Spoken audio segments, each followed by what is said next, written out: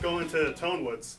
For the tone wood sections, they're all going to be the Grand Symphony. So the only thing we're changing is the wood.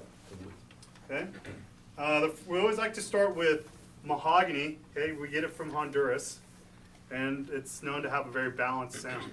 Okay, so there's really no preference, honestly. If you want to play rhythm or finger pick the guitar, you can do all that very well. All right. When we do these tone woods, we're going to have our imaginary EQ in the sky. Okay, so put your imagination hats on. So on this side, we have bass and mid-range and treble.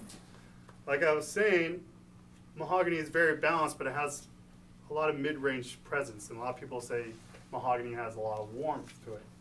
So you start in the mid-range, add some bass, and add some treble, but then you bump up the mid-range.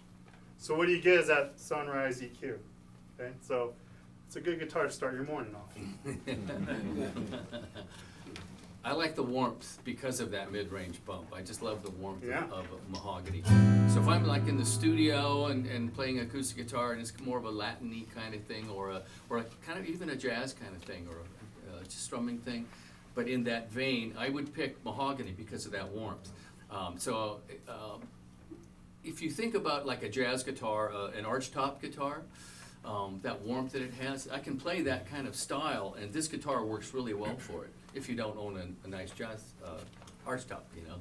Hand-carved archtop. Yeah, like you don't have the D'Angelico New Yorker or D'Acquisto. Get yourself a Taylor mahogany and do the blindfold test. But it's very cool. It's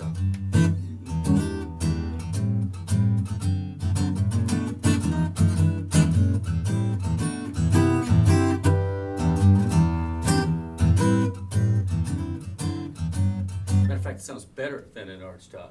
It's great. All right.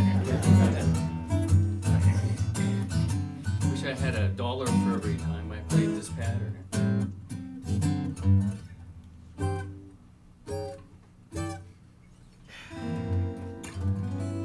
All right, and also we do like a little Latin thing on here, like a.